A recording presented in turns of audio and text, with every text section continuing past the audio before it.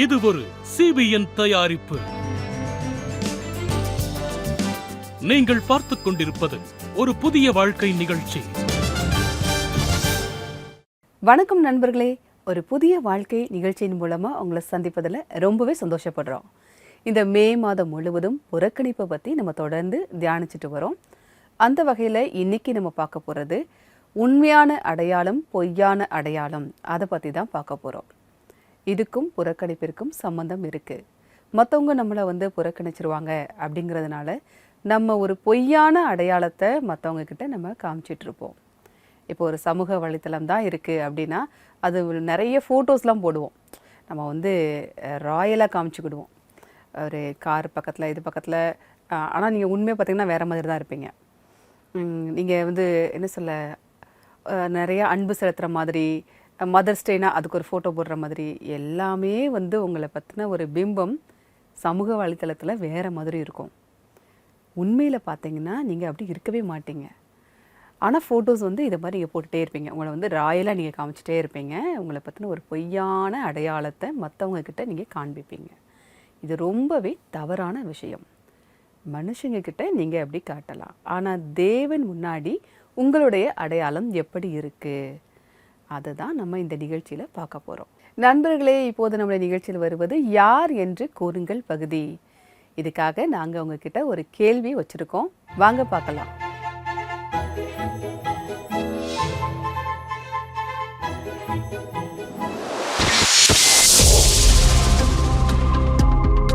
Damascus செல்லும் சாலையில் எந்த மனிதருடைய அடையாளம் மாறிவிட்டது? Option A Paul, option B Saul, option C மத்தேயு, ஆப்ஷன் டி லூக்கா.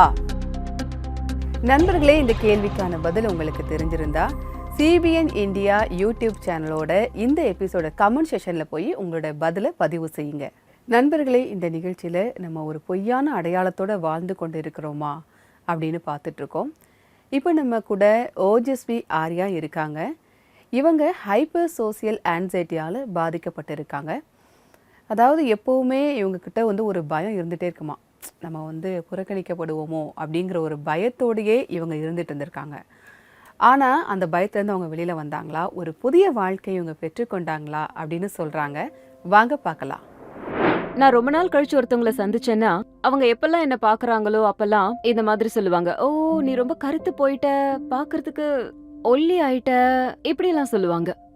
இந்த மாதிரி உங்களுக்கு நடந்திருக்குமான்னு எனக்கு தெரியல, பட் என்னோட லைஃப்ல இந்த மாதிரி நடக்கிறது ரொம்ப ரொம்ப சகஜமான ஒரு விஷயமா மாறி போயிடுச்சுன்னு தான் சொல்லணும். நான் வளர்ந்து பெரியவளாகும் போது என்னுடைய ஒவ்வொரு ஃப்ரெண்ட்ஸும் ஏதாவது ஒரு மாற்றத்தை சந்திச்சுட்டு இருக்கிறத என்னால புரிஞ்சுக்க முடிஞ்சுது. நிறைய ஹார்மோன் சேஞ்சஸ் நடந்துச்சு அண்ட் பார்க்க வித்தியாசமா இருந்தாங்க. ஆனா அது எனக்கு நடக்கவே இல்லை. ஒருத்தவங்க உங்களை பார்த்து கிண்டல் பண்ணாங்கன்னா அதை பார்த்து மற்றவங்களும் கிண்டல் பண்ண ஆரம்பிச்சிருவாங்க, சும்மா ஃபன்னுக்காக. அவங்க சிரிக்க கூட செய்வாங்க. பட் இன்சைட் என்ன அது ரொம்ப காயப்படுத்திட்டே இருந்துச்சு. நான் இன்னும் கொஞ்சம் வளர்ந்துட்டு போகும்போது என் பெட்டை விட்டு எழுந்திருக்காம அப்படியே இருந்திருக்கேன். ஒருவேளை எழுந்திருச்சாலும் கண்ணாடி முன்னாடி நின்னுக்கிட்டு என்னை பார்க்கும்போது ரொம்ப வித்தியாசமா தெரிஞ்சுது. கண்ணாடியில பார்த்த அந்த உருவத்தை நான் ரொம்பவே வெறுத்தேன். இந்த உருவத்தை நான் வெளி உலகத்துக்கு கொண்டு போகணுமா, இத எல்லாரும் பார்க்க போறாங்களேன்னு நினைச்சு ரொம்ப வெறுப்பா இருந்தது. மனசுக்குள்ள நிறைய வேதனை இருந்துச்சு. ஒரு விஷயம் இல்ல, இந்த மாதிரி நிறைய விஷயங்கள் என்ன பெட்டை விட்டு எழுந்திருக்க விடாம அப்படியே வச்சிருந்தது. ஆனா இப்படி பண்றது எந்த பயனையும் தராது. ஒரு பாயிண்ட்ல நீங்க வெளியில போய் தானே ஆகணும். நீங்க வெளியில போனாலும் உங்களுக்கு இதே நிலைமைதான். இது மாதிரிதான் என் லைஃப் போக போகுதுன்னு நானே முடிவு பண்ணிக்கிட்டேன். இதுக்காக நான் ட்ரீட்மெண்ட் எல்லாம் எடுத்துக்கிட்டேன். எனக்கு hyper anxiety, social hyper anxiety ஆர்டர்லாம் இருந்தது. இதுக்கு அர்த்தம் மத்தவங்களை பார்த்து பயப்படுறது, மத்தவங்கள மீட் பண்றது, அவங்க முன்னாடி நிக்கிறது, எல்லாத்துக்குமே பயமா இருந்தது. எனக்கு எப்படி இருந்ததுன்னா, இது இப்படியே நீடிச்சுக்கிட்டே போச்சுன்னா நானே என் உயிரை எடுத்துப்பேன்னு நினைச்சேன். எனக்கு வேற வழியே தெரியல. இந்த விஷயம்தான் எனக்கு விடுதலை தரும்னு நான் நினைச்சேன். அடுத்த வாரமே ஒரு விஷயம் நடந்தது. என் ஃப்ரெண்ட் எனக்கு கால் பண்ணா. அவளுக்கு நான் எந்த சிச்சுவேஷன்ல இருக்கேன்னே தெரியாது. ஆனா அவ என்கிட்ட என்னோட சாட்சியத்தை உன்கிட்ட பகிர்ந்துக்க விரும்புறேன்னு சொன்னா. அவளோட சாட்சியம் ரொம்ப நேர்மையாவும் சிம்பிளாவும் இருந்தது. லைக் அவ லைஃப்ல ஒரு விஷயம் நடந்தது, அது அவளோட வாழ்க்கைய மாத்திருச்சு. அதுதான் அவளை ஜீசஸை ஏத்துக்க வச்சது. அது எப்பவுமே அவளோட மனசுக்குள்ள இருந்திருக்கு. நான் அடிக்கடி நினைப்பேன், கடவுள் ஏன் என்ன இவ்ளோ மன அழுத்தத்துல தள்ளுறாரு?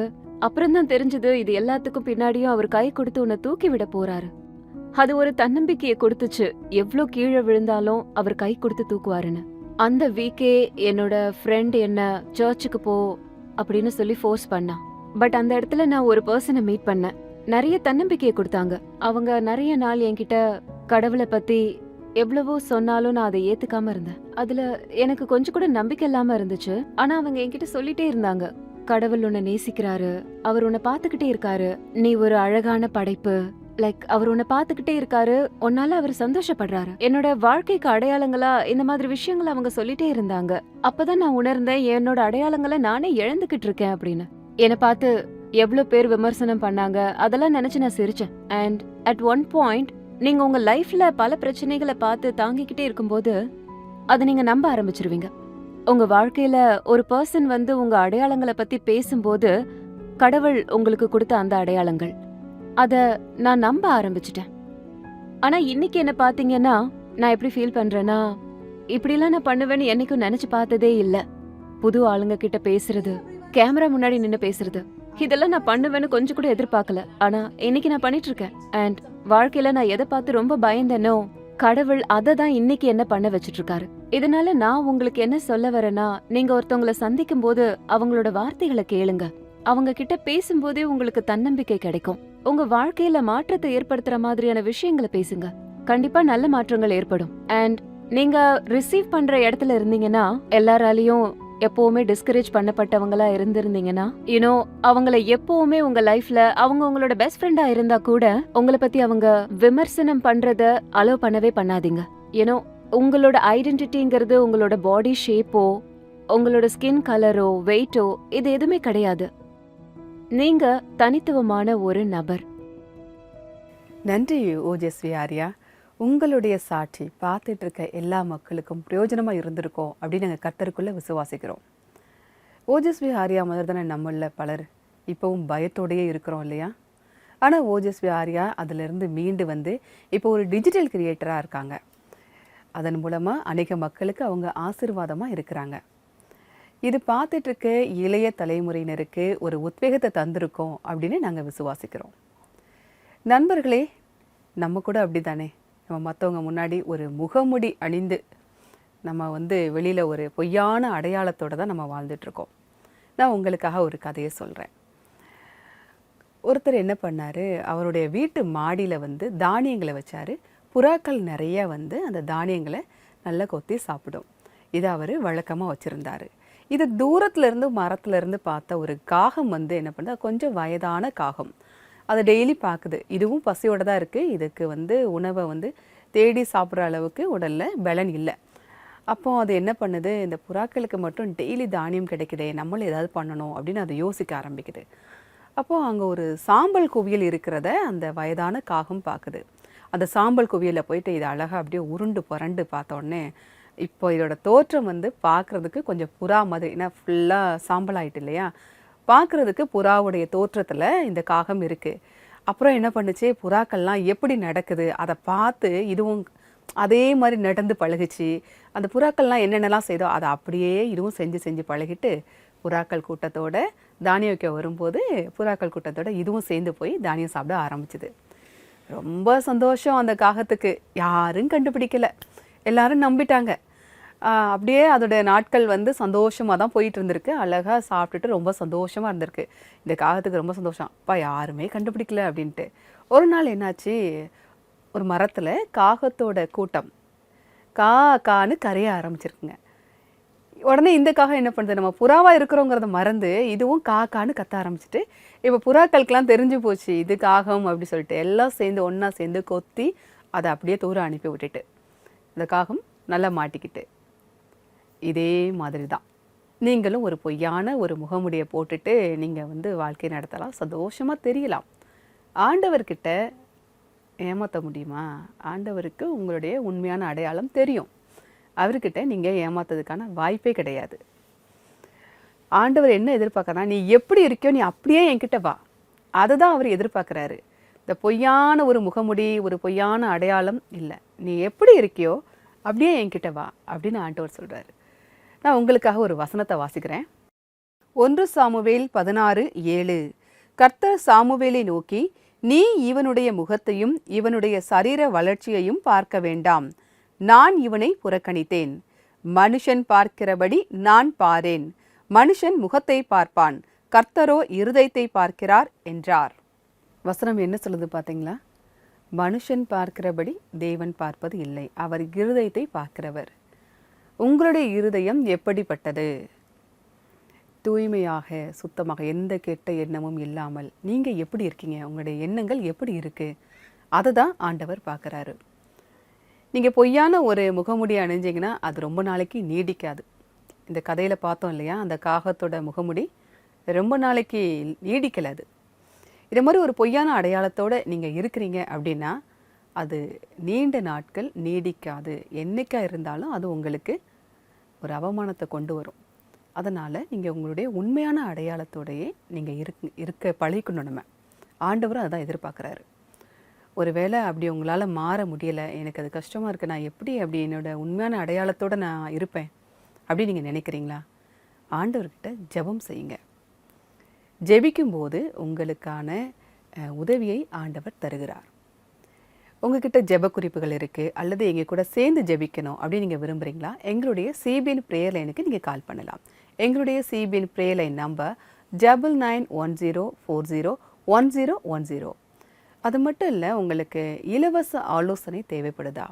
அப்போ எங்களுடைய வெப்சைட்டை விசிட் பண்ணுங்கள். எங்களுடைய வெப்சைட் www.cbnindia.org/special offers. இதில் நீங்கள் கவுன்சிலிங், இலவச கவுன்சிலிங் பெற முடியும். அதற்கான நிபுணர்கள் உங்களுக்காக காத்துக்கிட்டு இருக்காங்க. நண்பர்களே, நம்முடைய நிகழ்ச்சியில் இப்போது வருவது ஒரு சிறிய இடைவேளை. இடைவேளைக்கு பிறகு இந்த மே மாதம் முழுவதும் சூப்பர் புக் மூலமாக என்னெல்லாம் கற்றுக்க போகிறோம் அப்படிங்கிறத பார்க்க போகிறோம். இடைவேளைக்கு பிறகு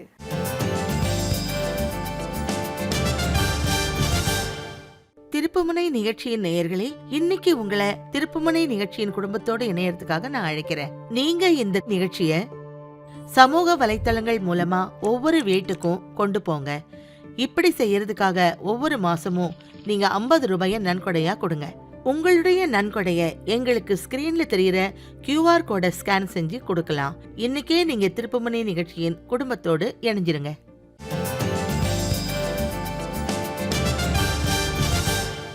வெல்கம் பேக் நண்பர்களே. ஒரு புதிய வாழ்க்கை இந்த நிகழ்ச்சியில் நம்ம பொய்யான அடையாளம், உண்மையான அடையாளம், அதை பற்றி நம்ம பேசிக்கிட்டு இருக்கோம். தேவனிடத்தில் நாம் நம்முடைய உண்மையான அடையாளத்தை தெரிந்து கொள்ள வேண்டும். அப்படி நீங்கள் தெரிஞ்சுக்கிட்டீங்க அப்படின்னா மற்றவங்க கிட்ட உங்களுடைய உண்மையான அடையாளத்தை காட்டுறதுக்கு நீங்கள் பயப்பட மாட்டீங்க, அவமானப்படவும் மாட்டீங்க. தேவன்கிட்ட நீங்கள் உண்மையாக இருந்தீங்கன்னா மற்றவங்க கிட்டேயும் நீங்கள் உண்மையாக இருப்பீங்க. அதை தான் நம்ம இந்த நிகழ்ச்சியில் பார்த்துட்ருக்கோம். இப்போ நம்முடைய நிகழ்ச்சியில் இந்த மே மாதம் முழுவதும் சூப்பர் புக் மூலமாக என்னென்னலாம் கற்றுக்க போகிறோம், குழந்தைங்கக்கிட்ட என்னென்ன மாற்றங்கள்லாம் வரப்போகுது அப்படிங்கிறத குஷி சொல்கிறாங்க. வாங்க பார்க்கலாம். ஹே சூப்பர் புக் ஃபேன்ஸ், கோடை விடுமுறை ஆரம்பமாக போகுது. and I am sure நீங்க இந்த கோடையை எதிர்கொள்றதுக்கு தயாரா இருப்பீங்கன்னு நினைக்கிறேன். சம்மர் ஹாலிடே வந்துருச்சு. நாம நம்ம ஃப்ரெண்ட்ஸோட ஆடி பாடி விளையாடுறோம். இதுல உங்களை யாருக்காவது உங்க நண்பர் உங்களை நேசிக்கல அப்படின்னு தோணுதா? சில நேரங்கள்ல நம்மளோட க்ளோஸ் ஃப்ரெண்ட்ஸ் கூட நம்மள புறக்கணிப்பாங்க, ரைட்? ஆனா ஒரு ஃப்ரெண்ட் இருக்காரு, அவரு எப்பவுமே அப்படி செய்ய மாட்டாரு. நீங்கள் எப்படி இருக்கிறீர்களோ அப்படியே தேவன் உங்களை நேசிக்கிறார். இந்த வார்த்தையை போ ஞாபகம் வச்சுக்கோங்க. வீடு கட்டுகிறவர்கள் ஆகாது என்று தள்ளித கல்லே மூளைக்கு தலைக்கல் ஆயிற்று. சங்கீதம் 118 வசனம் 22. பேதுரு இயேசுவ மறுதளித்தல் எபிசோட்ல நம்ம பாக்குறோம். இயேசு எப்படி புறக்கணிக்கப்பட்டார், அதன் மூலமா புறக்கணிப்ப நாம எப்படி கையாளுவதுன்னு கத்துக்கலாம். விடிய காலையில சேவல் கூவுறதுக்கு முன்னாடி நீ 2-3 முறை என்னை தெரியாது என்று மறுதளிப்பாய். உங்க கேலண்டர்ல மார்க் பண்ணிக்கோங்க and get ready. எக்ஸைட்டிங் தரக்கூடிய super book summer camp 2024. Hey guys, super book summer camp தொடங்குற நேரம் வந்துருச்சு. இந்த 3 நாட்கள்ல master obedience the ultimate super power. ஒபீடியன்ஸோட வலிமையை பத்தி கத்துக்கோங்க. நோவா ரூத் சாமுவேலுடன் பைபிள் அட்வென்ச்சர்ல கலந்துக்கோங்க. சம்மர் கேம்ப்ல பைபிள் அட்வென்ச்சரோடு கிராஃப்ட் மற்றும் டான்ஸ் கூட இருக்கும். அந்த சந்தோஷத்துக்காக தயாராகுங்க. இந்த அட்வென்ச்சரை மிஸ் பண்ணாதீங்க. ரெஜிஸ்டர் நவ. இந்த முறை நம்ம சூப்பர் புக்க அஜ்மீர்ல இருந்து பார்க்க போறோம். மிஸ் பண்ணாதீங்க. CNI church Bhilwara versus Robson memorial church Ajmer. நிறைய சுவாரஸ்யங்களை தரக்கூடிய படிப்பும் இந்த மாசம் உங்களை நோக்கி வரப்போகுது. மீண்டும் சந்திக்கிறேன். பாய். நன்றி குஷியே, ரொம்ப அழகா சொன்னீங்க. குழந்தைகளுடைய வாழ்க்கையில தேவனுடைய அஸ்திபாரத்தை போடுவது ரொம்பவே அவசியம். அப்போதான் அவங்களுடைய எதிர்காலம் சிறப்பாக இருக்கும். சூப்பர் புக்கு மூலமாக நிறைய குழந்தைங்க வேத வசனத்தை கற்றுக்குறாங்க. ரொம்ப ஈஸியாக பைபிள் கதைகளெல்லாம் அவங்க வந்து தெரிஞ்சுக்கிறாங்க. இது மூலமாக ஆண்டவர்கிட்ட ஒரு உண்மையான அடையாளத்தை அவங்க காட்ட முடியும். இது ரொம்பவே பிரயோஜனமாக இருக்குது. அதனால் உங்கள் குழந்தைக்கு சூப்பர் புக்கை இன்ட்ரடியூஸ் பண்ணுங்கள். அவங்களுடைய சமூக வலைத்தளத்துலேயும் இன்ஸ்டாகிராம் சூப்பர் புக் பக்கத்துக்கு போய் நீங்கள் நிறைய தகவலை அங்கே வந்து பார்க்க முடியும். உங்கள் குழந்தைங்களை தயவு செய்து இந்த சூப்பர் புக்கை வந்து பார்க்க சொல்லுங்கள். அவங்க ஈஸியாக நிறைய வசனம் பைபிள் கதைகளை அவங்க படிச்சுக்கிடுவாங்க. நண்பர்களே, நம்முடைய நிகழ்ச்சியில் இப்போது வருவது ஒரு சிறிய இடைவேளைக்கு பிறகு நம்ம ஜெபம் செய்ய இருக்கோம். இந்த இடைவேளையின் போது உங்களுக்கு ஒரு ஆராதனை பாடல், அழகான ஆராதனை பாடல் வருது. அதை பார்த்து கர்த்தரை ஆராதனை செய்யுங்கள். Shepherd of my soul, I give you full control. Wherever you may lead, I will follow. I've made the choice to listen for your voice. Wherever you may lead, I will go.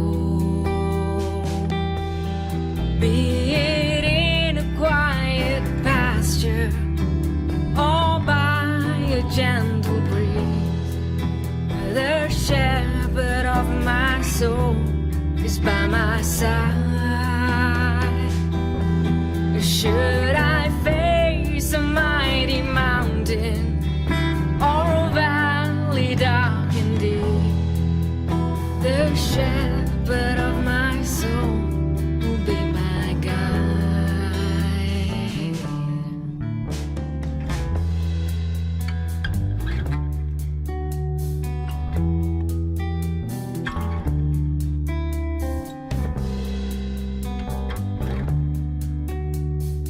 Shepherd of my soul, I give you full control. Wherever you may lead, I will follow. I have made the choice to listen for your voice. Wherever you may lead, I will go. Wherever you may lead, I will go. Wherever you may lead, I will go.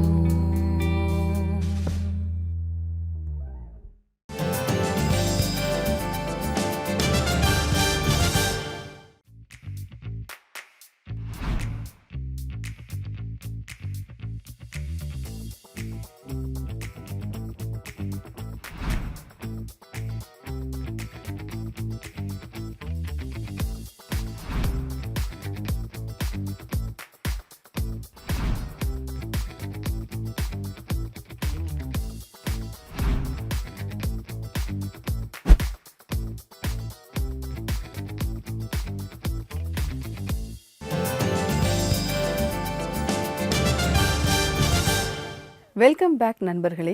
இந்த மே மாதம் முழுவதும் நம்ம புறக்கணிப்பு பற்றி நம்ம தொடர்ந்து பார்த்துட்ருக்கோம்.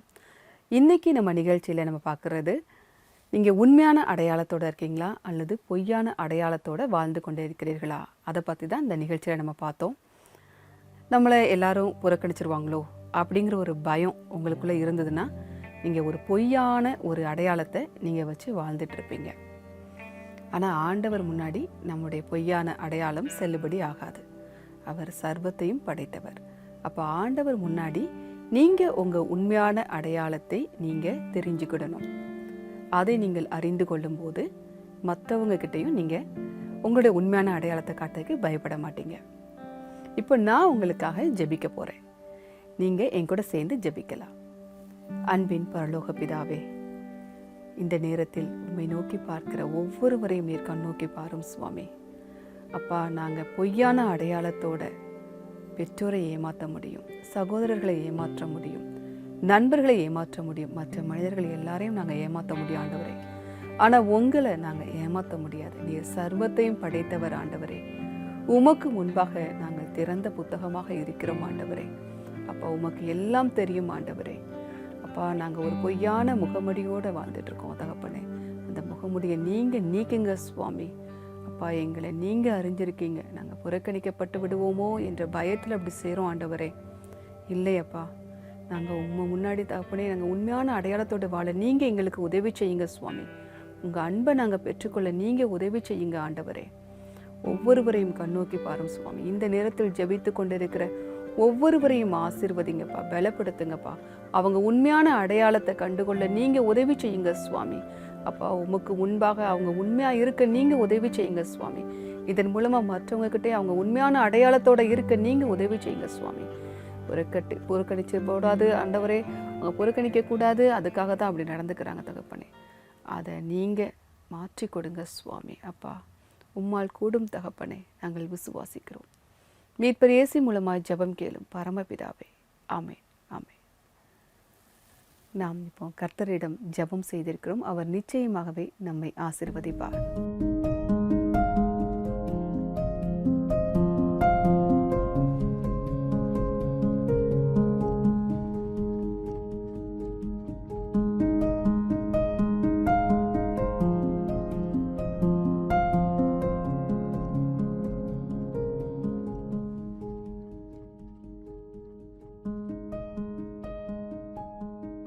யோவான் 3:16. தேவன் தம்முடைய ஒரே பேரான குமாரனை விசுவாசிக்கிறவன் எவனோ அவன் கெட்டு போகாமல் நித்திய ஜீவனை அடையும்படிக்கு அவரை தந்தருளி இவ்வளவாய் உலகத்தில் அன்பு கூர்ந்தார். நம்ம எல்லாத்துக்கும் தெரிந்த ஒரு வசனம் இது. நாம் அவரை விசுவாசிக்கும் போது நித்திய ஜீவனை பெறுகிறோம். அப்போது அந்த பொய்யான அடையாளத்தெல்லாம் விட்டுட்டு நாம் அவருடைய பிள்ளைகள், இதுதான் நம்ம உண்மையான அடையாளம். இந்த அடையாளத்தோடு நம்ம இருக்கும்போது நமக்கு நித்திய ஜீவனை தருகிறார். நண்பர்களே, இந்த நிகழ்ச்சி உங்களுக்கு ஆசீர்வாதமாக இருந்திருக்கும் அப்படின்னு நாங்கள் கர்த்தருக்குள்ளே விசுவாசிக்கிறோம். ஓஜஸ்வியோட வாழ்க்கையை நம்ம பார்த்தோம்.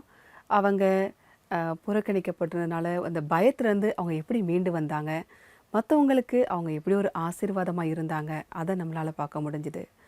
அது மட்டும் இல்லை, நம்ம ஆண்டவர்கிட்ட உண்மையான அடையாளத்தை நம்ம காட்டும்போது பிறரிடமும் நாம் உண்மையான அடையாளத்தை காட்ட பயப்பட மாட்டோம், அவமானப்பட மாட்டோம்.